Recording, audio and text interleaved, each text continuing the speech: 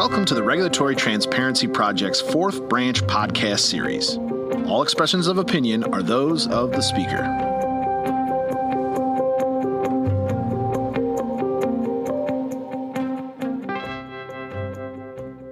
Hello and welcome to the Federalist Society's Regulatory Transparency Project's Fourth Branch Podcast Explainer, episode number 69.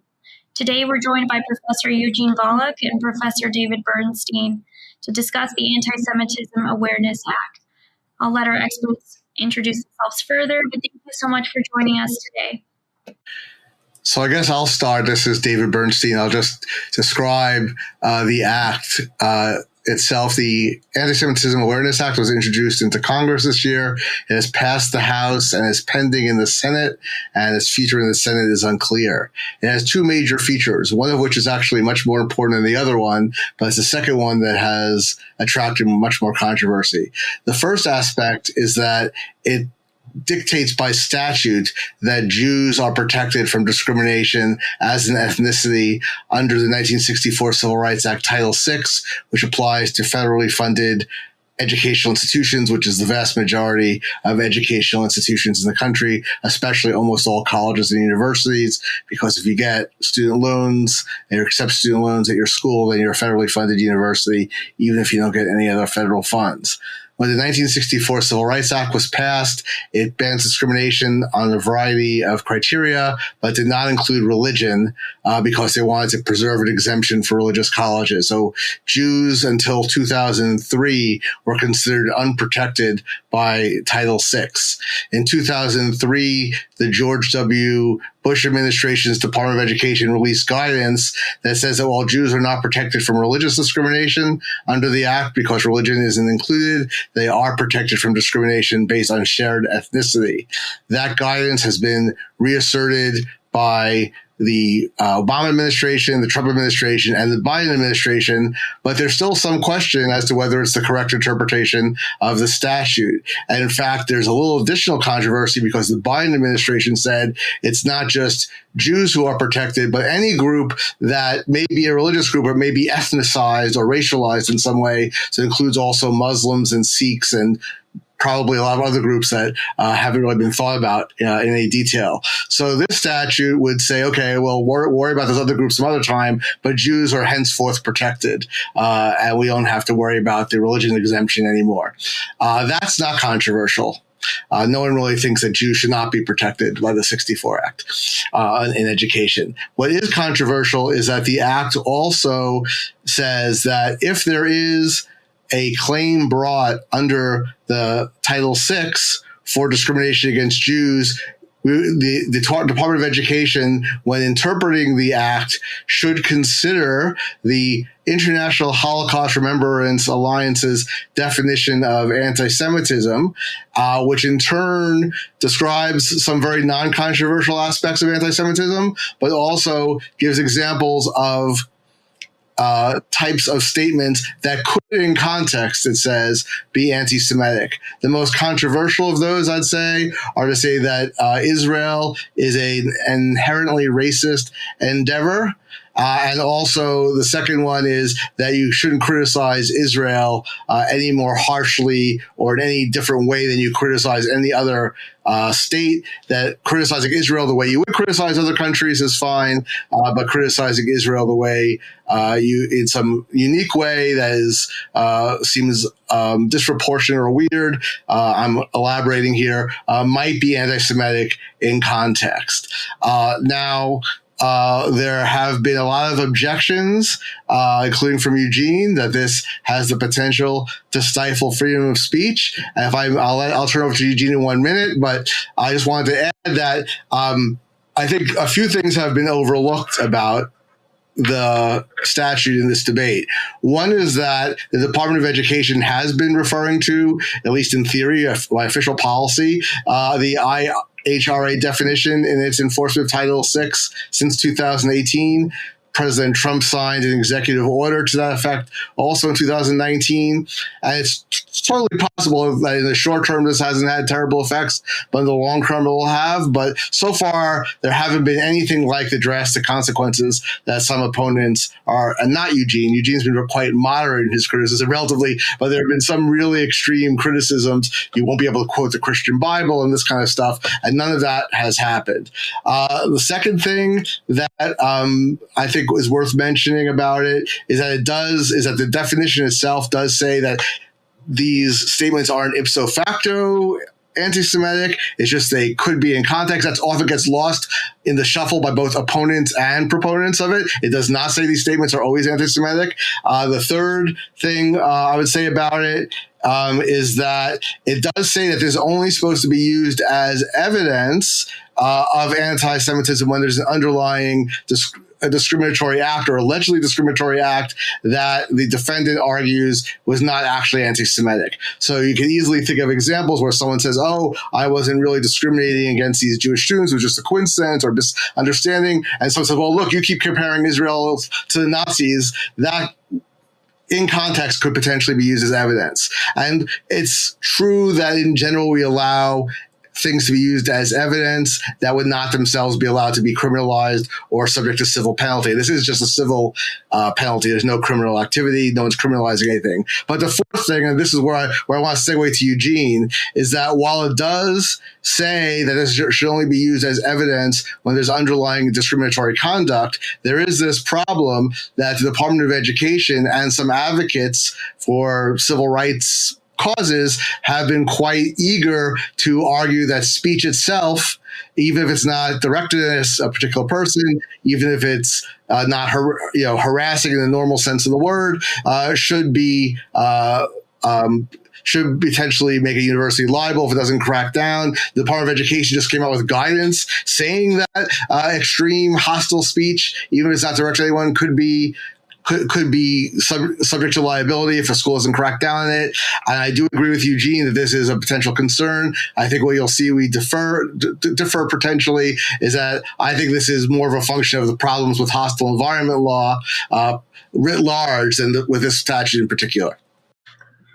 Great. Thanks, David. So I agree with you that we agree on very many things.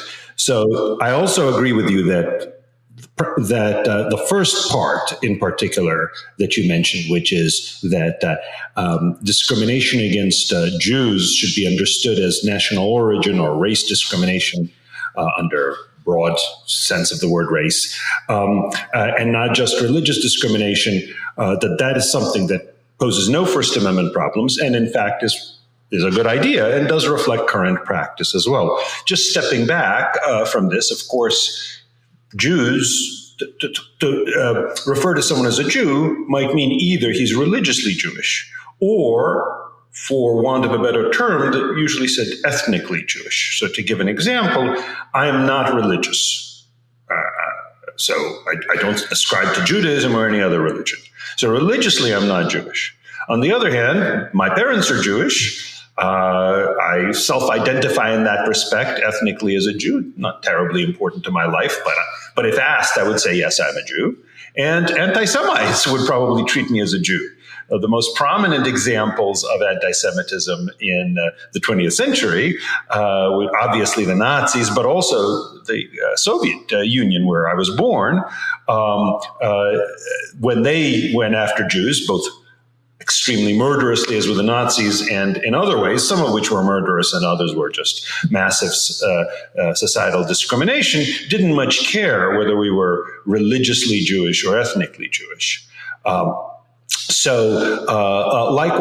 Likewise in America, when there is anti-Semitism, sometimes it's because people disapprove of Judaism as a religion. Sometimes it's because, probably more often, is when they disapprove of Jews as an ethnic group.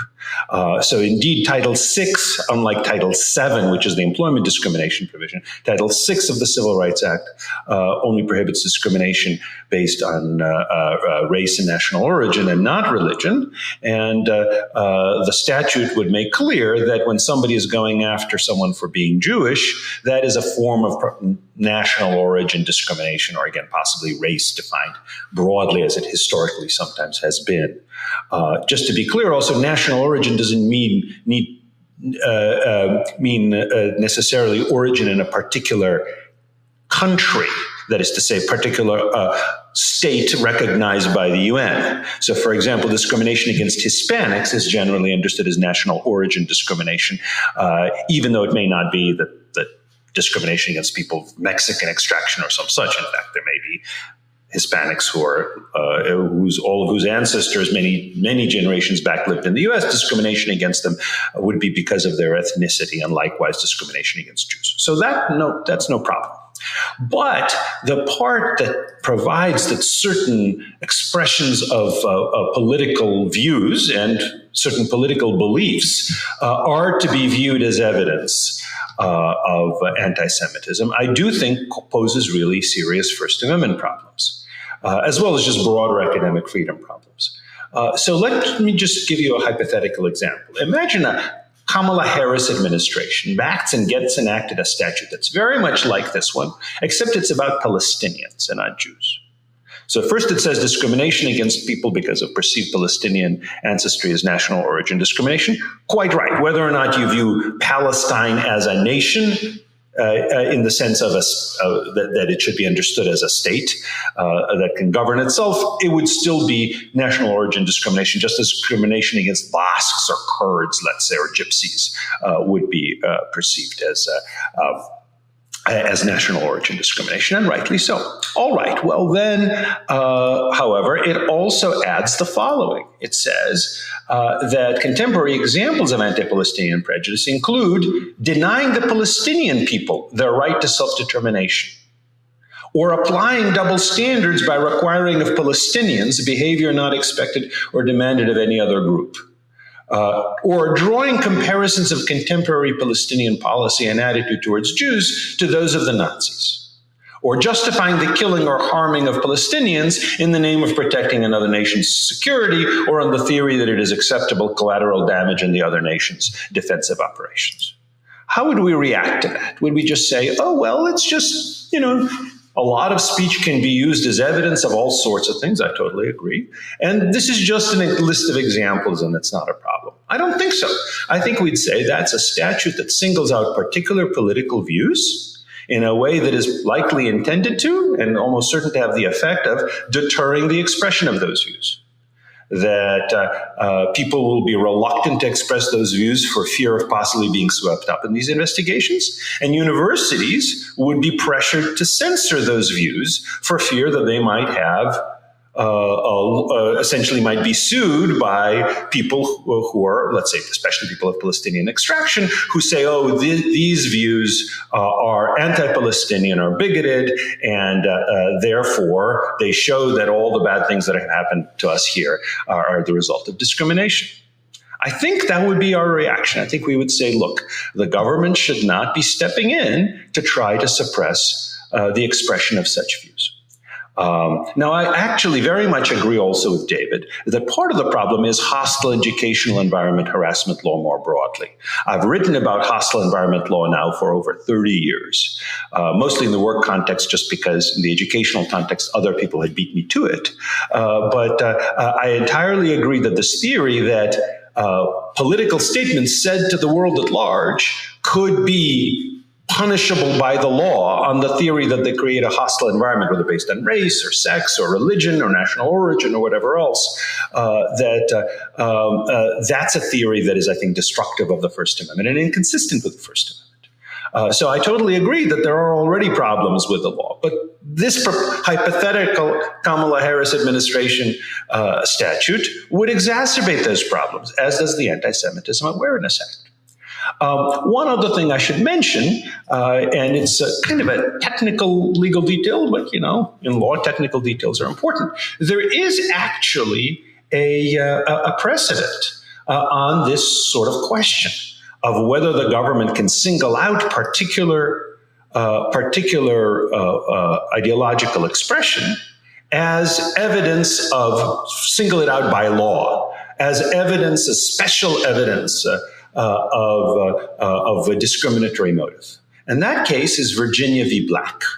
Virginia v. Black did several things. One of them was it recognized that true threats of illegal conduct are constitutionally unprotected, and it upheld conviction for cross burning with the intent to intimidate, burning a cross targeted at a particular black family. It upheld that conviction, and it upheld the law's treatment of cross burning as especially dangerous. Nonetheless, it struck down a specific statutory provision which says that any such burning of a cross, including, again, in a public place not targeted at any particular group, shall be prima facie evidence of an intent to intimidate. Very similar, not identical to, but very similar to what the Anti-Semitism Awareness Act or this hypothetical Kamala Harris administration proposed statute about Palestinians would do. The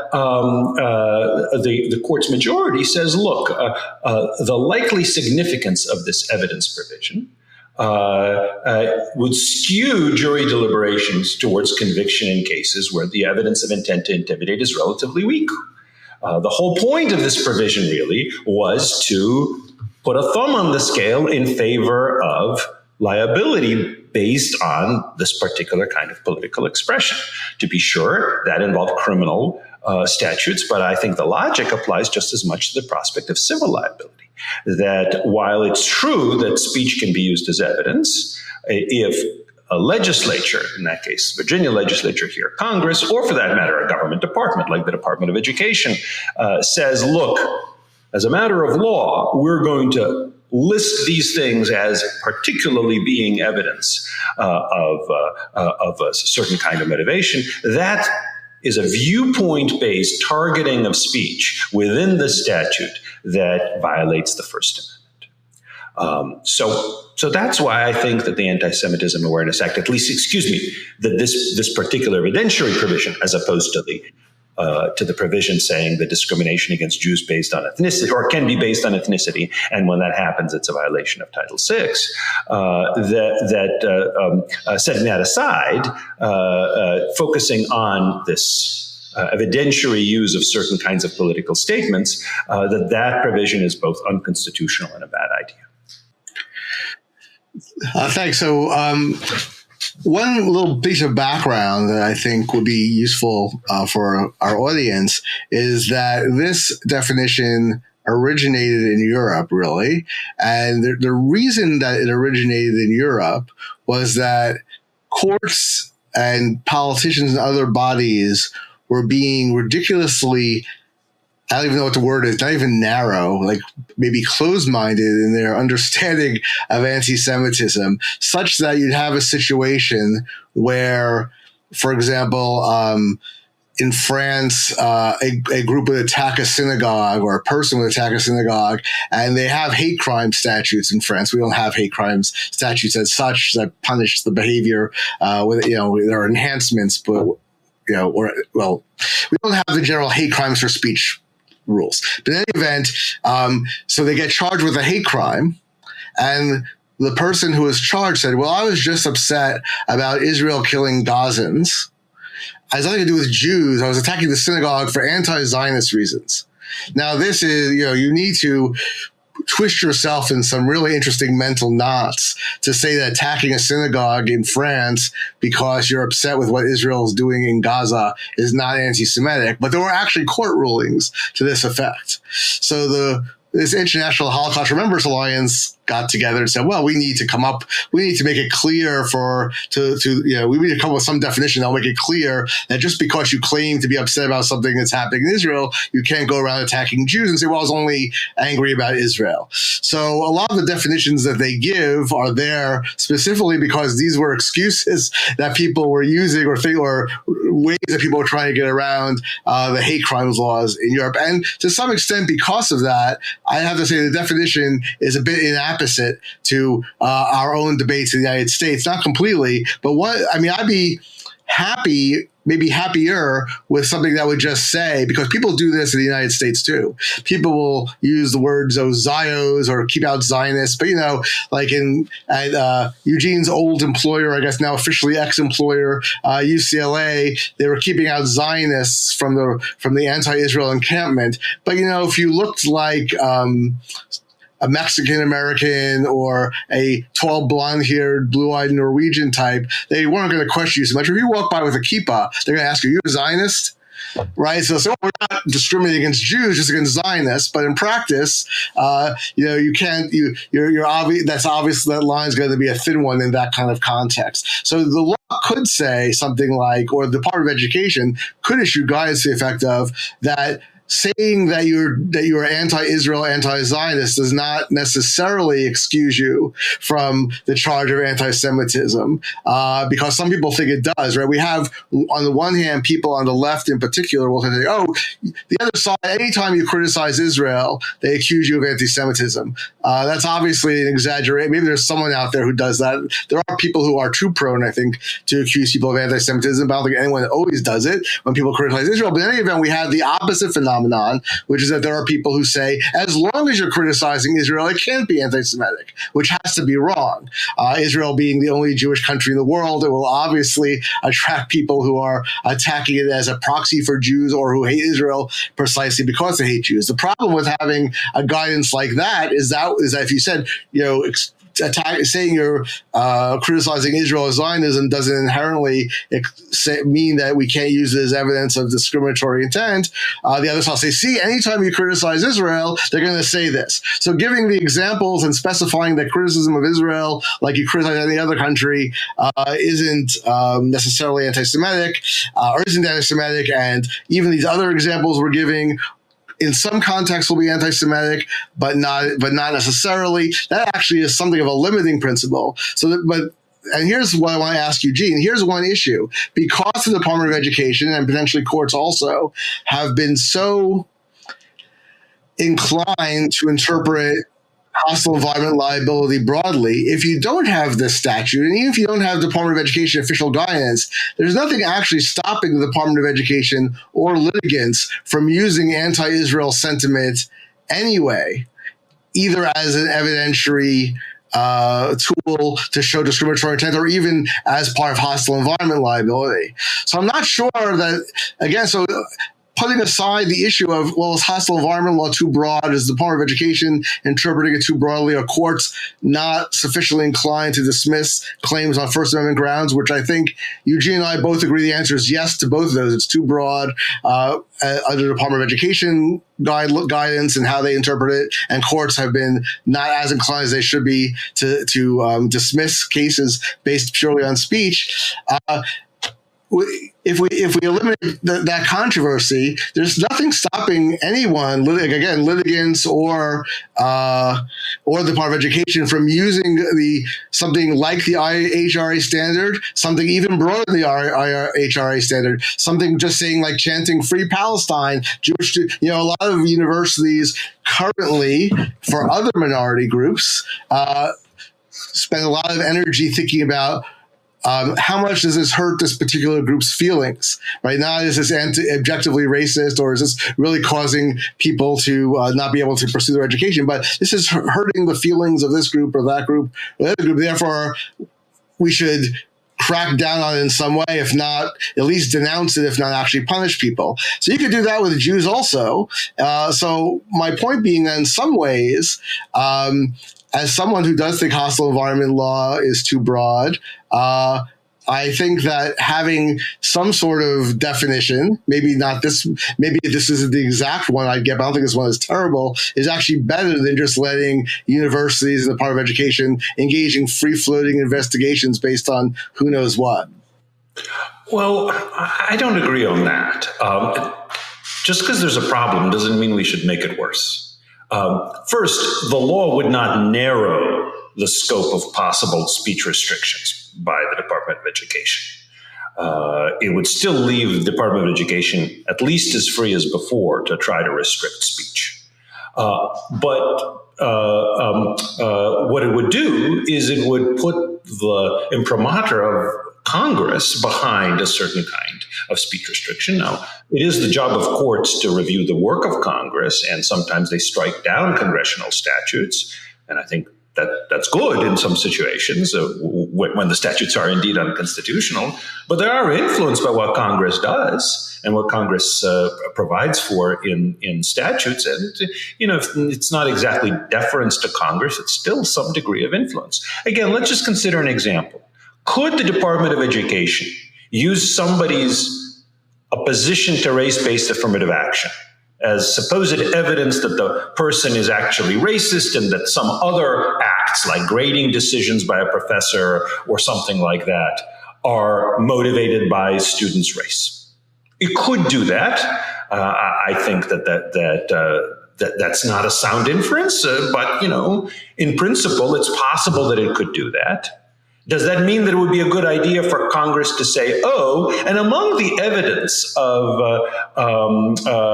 somebody's racial prejudice could be included that person's opposition to race-based affirmative action?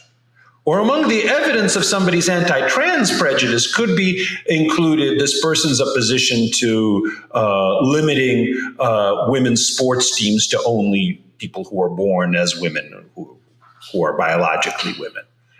No, I don't think it would be good for Congress to do that because it's, in addition to whatever speech restrictive force existing law might have, it would add an extra thumb on the scale. I would extra imprimatur of Congress behind suppressing these certain kinds of views on this theory. I don't think that's a good idea. Let me also mention something which I've heard in other contexts before. I've heard with regard to this debate from other people as well. That's the argument that, well, look, there are all of these restrictions on speech that is offensive to various groups, even speech that ought to be protected. Nonetheless, the government is doing whatever it can to try to suppress it, at least certain branches of the government in certain contexts are trying to do that. So, the same thing should be applied with regard to speech that is seen as offensive, plausibly seen as offensive by many Jews. So I've called this censorship envy. And it reflects what I think is a facet of human nature, which is if we feel that everybody else has to tolerate speech that's offensive to them, well, we can handle speech that's offensive to us. Among other things, if it's just offensive speech, we could just say, we're going to ignore it, or perhaps we're going to learn from it. We're going to learn who hates us. We're going to learn who it is that we shouldn't be politically allying ourselves with, for example. But once certain groups are allowed to suppress speech that they disapprove of, or once the government suppresses speech that certain groups disapprove of, it becomes a lot harder for people to be tolerant of speech that offends them. Their view is kind of like, what kind of chumps are we if group X, let's say black students, trans students, gay students, whatever else, if group X gets to have speech that is offensive to them, suppressed, why shouldn't we have the same thing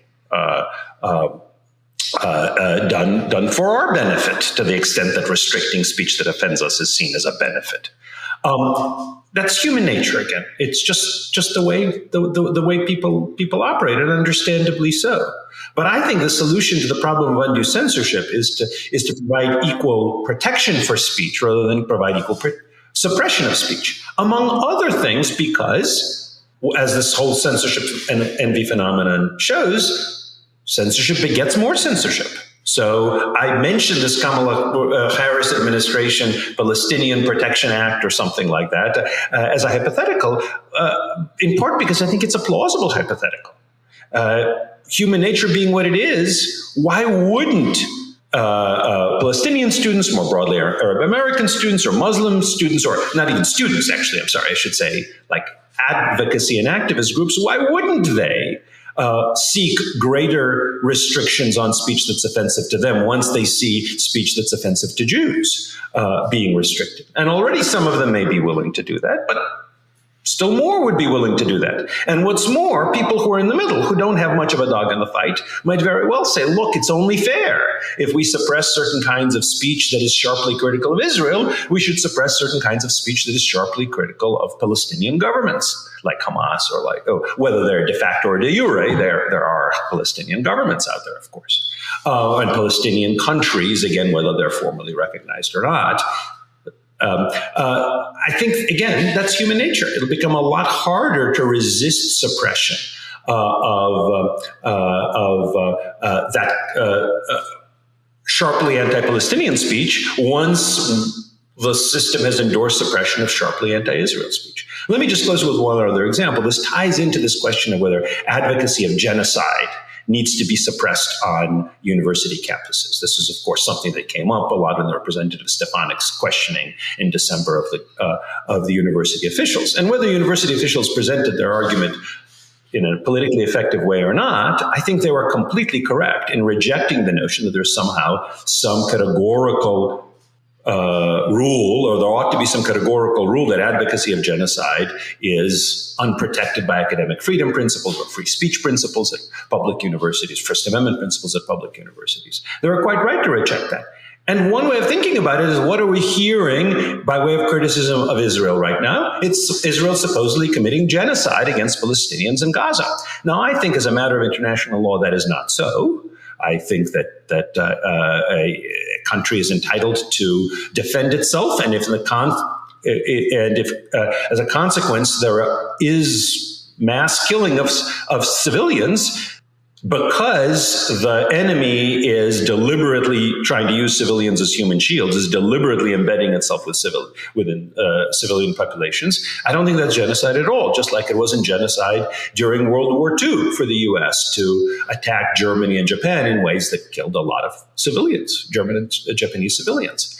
Nonetheless, if a university says, yes, sharply anti-Israel speech or a pro-Hamas speech is genocide and you can get expelled for it, it becomes a lot harder to protect the rights of pro-Israel students who are defending Israeli action in Gaza. To be sure, one could say, well, one thing really is genocide under this legal rule and the other thing is not, and then try to persuade the generally far-left university administrations and disciplinary committees and such that is a sound distinction that ought to be embedded as part of whatever anti-genocide speech, anti-pro-genocide speech rules the university has. You could try to do that. I don't think you'll be very successful in persuading them of this distinction. The best way to protect pro-Israel speech, including speech that defends, as I think rightly is right to defend, Israeli actions in Gaza, is by saying, no, there is no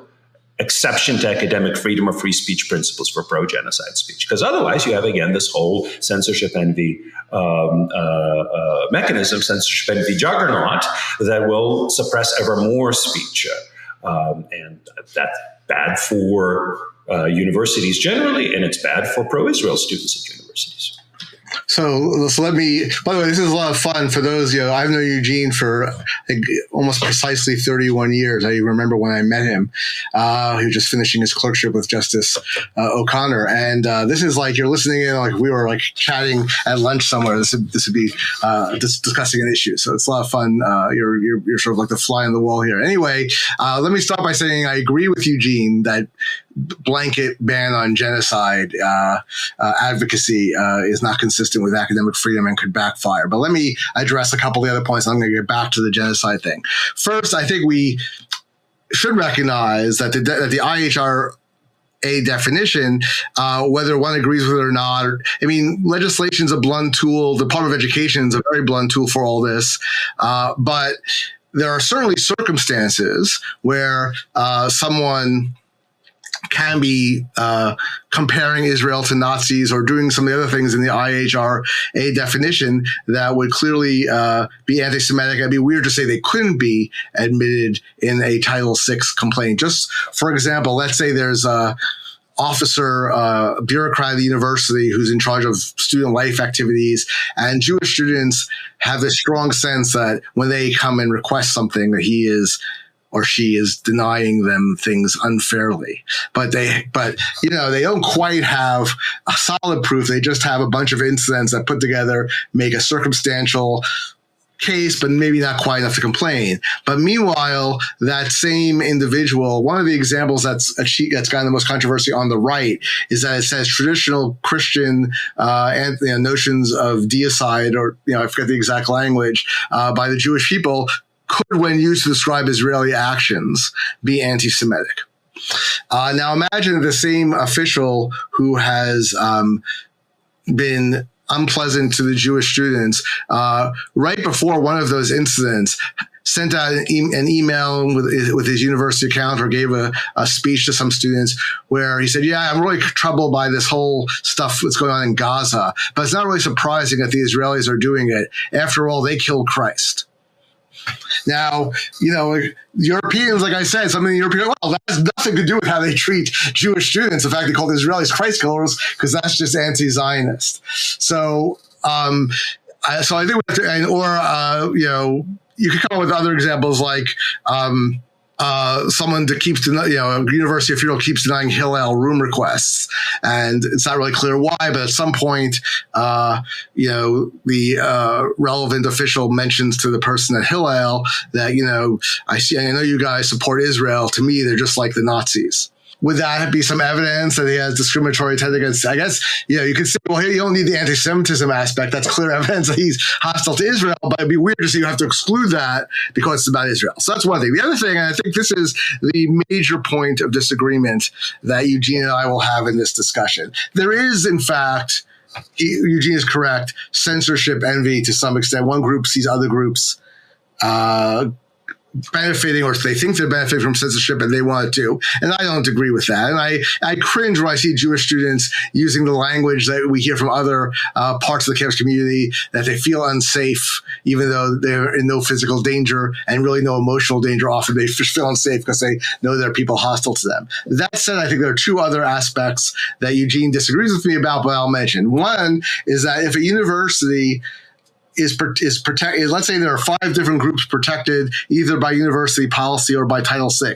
In each of those cases, if a student comes to the university and says, this professor said something mean about my group, or this student group said something mean, or whatever, and the university immediately kicks into action and investigates, doesn't necessarily punish anybody, but at least investigates and sits down, talks to the people, and and maybe makes announcements, and maybe has teach-ins, and whatever they do, there are all these incidents in the last few years where people found something resembling a noose on campus, and the campuses went into a huge tizzy. Or take an even better example, at Northwestern University in 2019, a succession of 3 notes were found at different parts of the Evanston campus, the main undergraduate campus, that said, it's all right to be white. And this led to no fewer, I should say, keep my grammar correct, no fewer than 4 separate announcements by the university denouncing these notes. Now, there have been much worse things that have been said to and done to Jewish students at Northwestern, and Northwestern has basically done nothing. Now, one could say, well, they should do nothing unless it really rises to the level of, physical harm or, acute emotional distress or, the things that would be civilly or criminally liable under regular law, like harassment, like threats.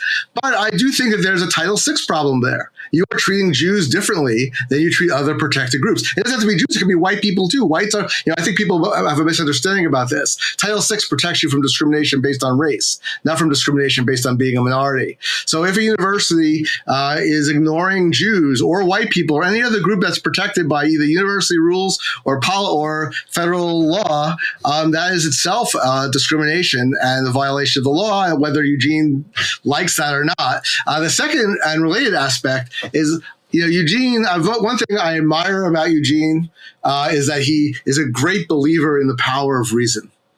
So if we just explain to people on the left and Jews and everybody else that we should just take this neutral position, otherwise we're just going to encourage more censorship, that we can persuade people. I used to believe in the power of persuasion a lot more than I do, and I've come to believe in raw exercise of political power sometimes as a more beneficial route. And what I mean by that is that the reason the left has not come around at all on the issue of speech restrictions and indeed keep trying to impose more and more universities. They know they control the universities. They know that, in fact, that 99% of the time when the universities crack down on speech hostile to a minority group, it's going to be speech that they don't like and they're the ones who are complaining about. And the only thing that will motivate them to give up the speech privilege that they currently have, where speech that they don't like is suppressed and speech they do like is not only not suppressed, but often amplified by professors and the bureaucracy of the universities, is to apply the standards equally to everyone. If Title VI was applied in the speech context and just as strictly to Jews and to other people like whites or whoever else who are protected too, and you can no longer suppress the speech you don't like and encourage the speech you like, but but all of a sudden pro-Palestine speech is at risk from the same broad interpretations of hostile environment law, that I think will bring people around. Now, Eugene, this is a prediction that I think is empirically, Eugene has his instincts. I have my instincts. His instincts is this will just entrench it more. My instincts is that this will dislodge it. And I do have one piece of anecdotal evidence that I will mention. So at my university, the president of the university gave not the worst statement about the 10/7 atrocities, but not the best one. But what was really offensive to me is that he tends to opine about every issue under the sun, but at our own university, within 2 days of the 10/7 atrocities, Students for Justice in Palestine at the campus issued a statement praising the atrocities. They didn't call them atrocities. Of course, they called them the liberatory resistance, whatever. And then several days later, they had a masked pro-Hamas rally essentially on campus. And he refused to say anything about that. And my view is, look, I don't really care about your positions on Black Lives, on some protests for Black Lives Matter in Detroit. I don't care what you think about Ukraine. I don't care what you think about China. This is going on your campus. You should say something. And I got 15 of my colleagues. I sent him a letter. It didn't have any effect, but saying that he should say something about this because it's not saying suppress the speech, but at least say something. Now, a couple of my colleagues who are big pro-free speech advocates, both of whom I'm sure Eugene knows, I won't mention their names, but they respond to me and say, I agree with you that he's inconsistent, but what we really need to do is we just need to tell the university, don't speak about stuff at all. Have institutional neutrality, apply Chicago principles. Okay, is that going to be effective? Well, it hasn't been effective at almost any school in the country, even the schools that purport to apply the Chicago principles, like Yale with its Calvin report. They haven't obeyed this at all. Chicago is an exception for the most part. But at Harvard, when Harvard came out with a mealy-mouthed statement about Hamas, and people criticized Harvard's reaction to that and to campus anti-Semitism and so forth, Harvard, you could have said, we're not going to criticize Harvard for making a statement that was bad or for not making more statements. We're just going to say Harvard should be neutral. No, people attacked them, said, if you are criticizing all sorts of other things going on and off campus, but you're not criticizing anti-Semites on your own campus, and you're not willing to criticize Hamas, you're doing the wrong thing. What was the upshot of that and the huge controversy that led to, including the hearings Eugene mentioned? Harvard just announced that's not going to be making any statements anymore. So sometimes I think the best defense is a good offense. Make them live up to their own principles, whatever they are. If the principle is we have to denounce, we have to punish, we have to restrict, make them apply to everybody so they can't be selective and they can't use it for ideological purposes. Once they can't do that, there's no reason that the left will want to have these policies anymore. So these are all interesting and important points. There are several there. I want to deal with one by one. One is this question about the use of evidence in determining, use of speech as evidence in determining why somebody did something. Again, let me just stress, of course, that is in principle permissible and inevitably so. Let's say I hate John Smith. I have every right to say I hate John Smith. But if John Smith ends up dead, the police might come and say, look, you said you hated John Smith. Did you actually act on that? And if there's some evidence that ties me possibly to the killing, presumably that statement would be could be introduced at my trial. I should just make clear, I didn't kill John Smith. Nothing against him. But hypothetically, if this were so, then it could be used. And that's a non-political example, but same with a political example. Somebody could say, has every right to say, I think Islam is an awful religion, which is bad for non-Muslims, for women, for gays, and so every right to say that. On the other hand, if there's some evidence that possibly ties him to an attack on a mosque, and one question is, well, did he have a motive to attack the mosque? And it's not an element of the crime, but it is certainly it's certainly something that's pretty useful to show to demonstrate to the jury when the person is being prosecuted. Yes, this person's political statements could be used used against him. So I think that's quite right, and the same thing is true in civil cases. This having been said, let's look at David's example, but instead of Hillel, we're talking about anti-Palestinian groups.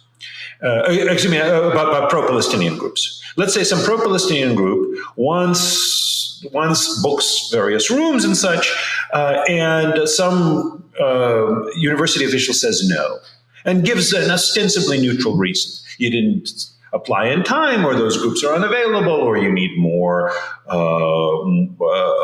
security, or whatever else. Let's assume that it's a neutral reason, where actually the security part may or may not be, but let's say that this is so. And they say, oh, but not long ago, this person compared Hamas to the Nazis. A perfectly sound comparison, in my view, by the way. What would we say? We'd say, yes, in principle, if there's a lawsuit, maybe that speech could be used as evidence of this person's anti-Palestinian views, although, of course, you might say, I'm not against Palestinians, I'm against Hamas. But we would, I think, view that with some skepticism. We'd ask courts to view that with some skepticism.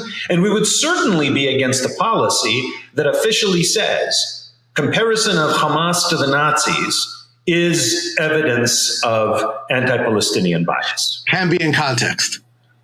I'm sorry? The official wording is like, can in context be. Yeah, can in context be. Yes. Even though it may be the case that alongside all sorts of other evidence could be used in a particular way, we wouldn't want to have a policy, much less a federal statute, that singles out that kind of speech for this particular kind of evidentiary use. So that's my first reaction. Second reaction, with regard to university reactions to various incidents. I do think universities have a duty to protect people, to protect their students from violence, and under federal, and they may be under state law required to protect them against all sorts of violence and vandalism and various other such things of their property. But under federal law, in particular, violence that's motivated by race or national origin or sex and the like. But I don't think they have a legal duty to protect students against offensive speech. And in fact, I think they have a First Amendment right to pick and choose how to react to incidents of offensive speech. That if a university, for example, says, if we see anti-white speech, we're going to treat it differently from anti-black speech. Again, not threats, not face-to-face fighting words, but just public statements. Whites are responsible for all sorts of evil things. We're going to tolerate that. We're not going to object to it. Whereas if, say, blacks are responsible for all sorts of evil things, we're going to put out public statements condemning that. I think that is the exercise of the university's own First Amendment rights, especially most clearly if it's a private university. So I would not approve of a court imposing liability on the university for choosing which kind of speech to condemn and which kind not to condemn, even when there is a race element to it or a sex element or religion under those laws that do ban religious discrimination in education or national origin or what have you. The third question is what one might think of as the trade war question. So you might say, one might say, I'm a supporter of free trade. I believe there shouldn't be any tariffs. But if the other country is imposing tariffs on our goods, we need to impose tariffs on their goods. Not because we're in favor of tariffs, but because we're hoping that would cause enough pain to the other country that they're going to come to the bargaining table and say, okay, no tariffs.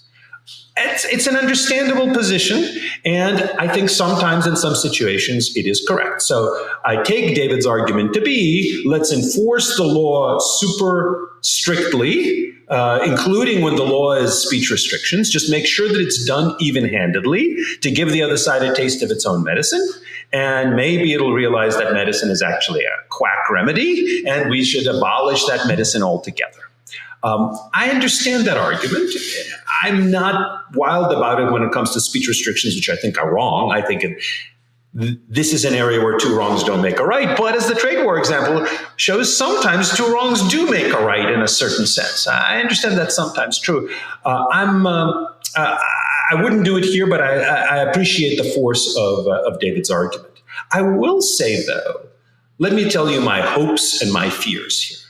My hope is that recent restrictions on that have been urged and sometimes imposed on pro-Palestinian and pro-Hamas and anti-Israel speech that some on the left endorse, is going to create a new coalition to support free speech.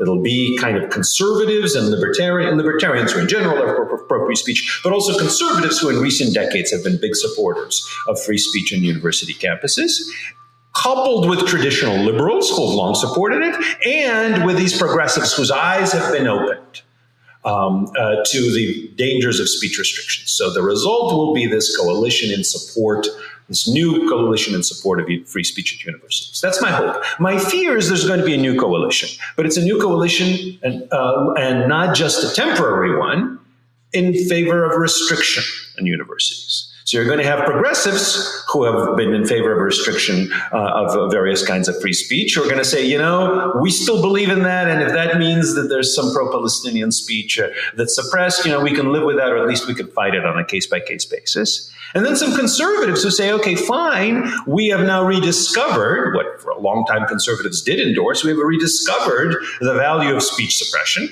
So even if that means aligning ourselves with progressives, on this point, maybe the stop clock is right twice a day. There should be more suppression of speech at universities, so long as some of the speech we want suppressed is on that list. Both of these possible scenarios are consistent in some measure with human nature. I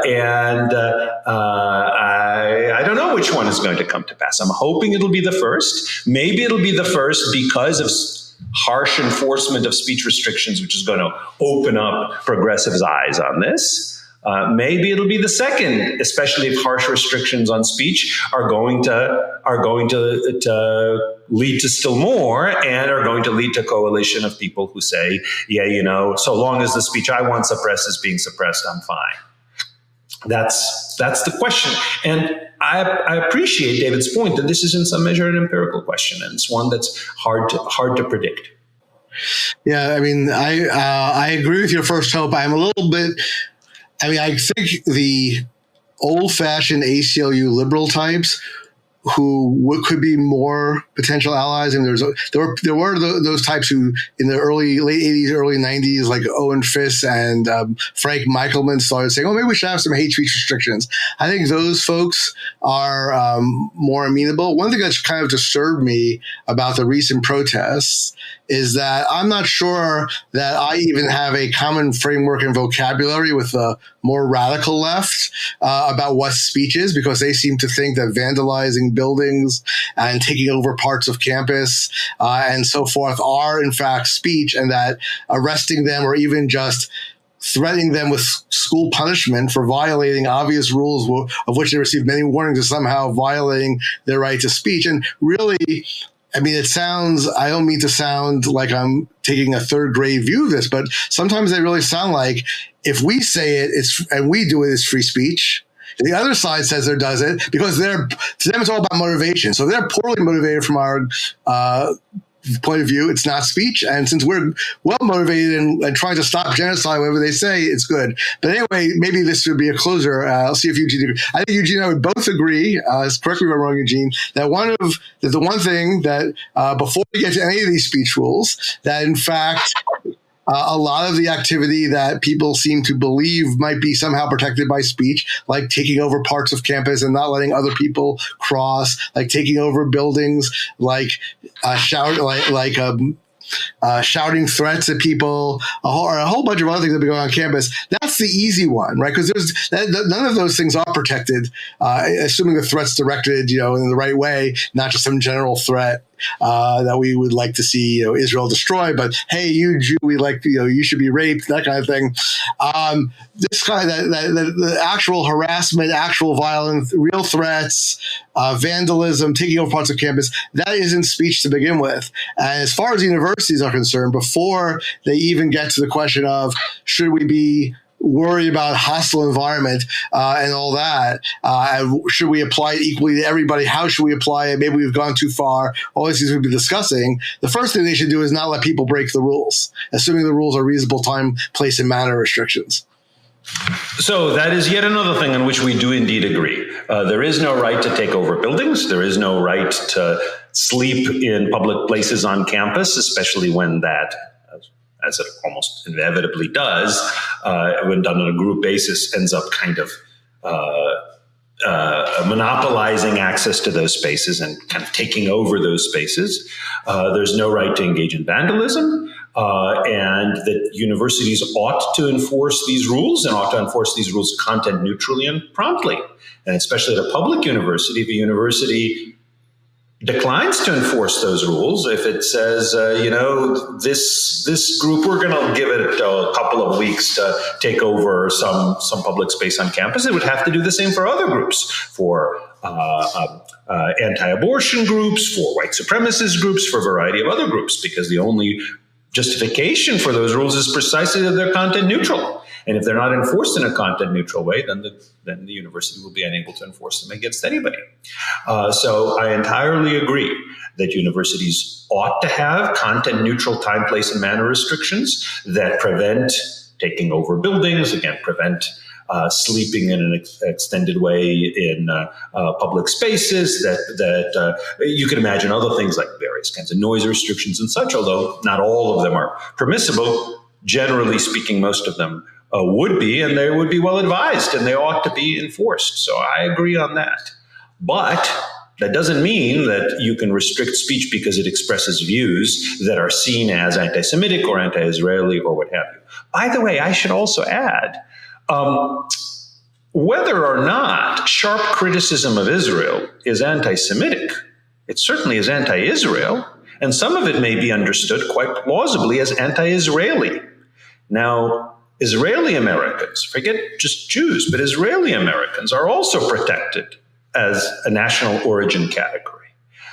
So I don't want to deny for a moment that sharp criticism of Israel of very many kinds may be quite offensive to many Israeli Americans, just as sharp criticism of China may be offensive to many Chinese Americans, not to all. Many Chinese Americans very much dislike the Chinese government, but some might not. And especially if this is not just criticism of the People's Republic of China government, but also of Chinese culture, or of Chinese historical acts or whatever else, they may be offended by that. But that can't be a basis for restricting speech because of its anti-Israel viewpoint, anti-China viewpoint, or anti-Germany or Japan or whatever else. So I'm all for enforcing content-neutral rules. I'm not all for trying to come up with content-based or especially viewpoint-based rules. Well, on that point of general agreement, I think we have filled up our hour very nicely. Thank you, Eugene, for joining me on this. Thank you so much for the invitation. All right. Thank you so much to both of you for joining us today, and to our listeners. For more information about our experts and to listen more to episodes of the Regulatory Transparency Project's Fourth Branch podcast, please visit regproject.org. That is regproject.org. Thanks so much.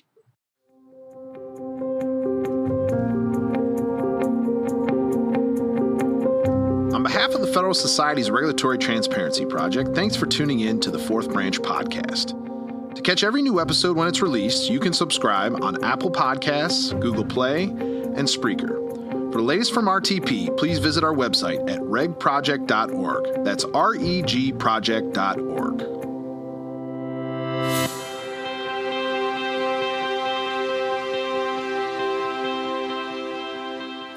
This has been a FedSoc audio production.